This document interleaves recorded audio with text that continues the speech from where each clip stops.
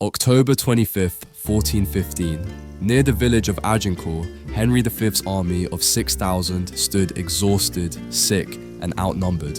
Facing them, over 20,000 French troops, including heavy cavalry and elite knights.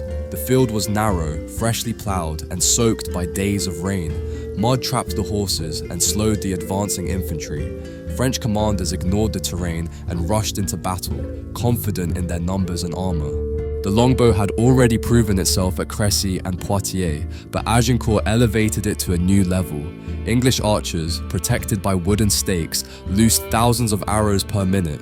The bodkin point arrows pierced even the finest plate armor.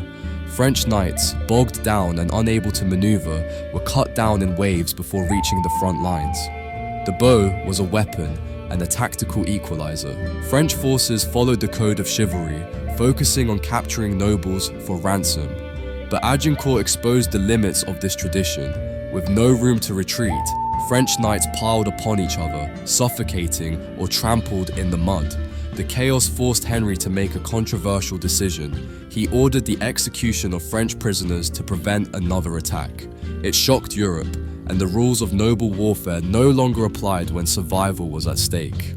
The victory secured Henry V's reputation as a military genius and strengthened his claim to the French throne under the Treaty of Troyes. It humiliated the French aristocracy and deepened internal divisions during the 100 Years' War. England's limited resources had defeated superior numbers through discipline, terrain, and tactical innovation. Warfare was no longer the domain of mounted nobility alone. Agincourt proved that logistics and planning could outweigh lineage and armor.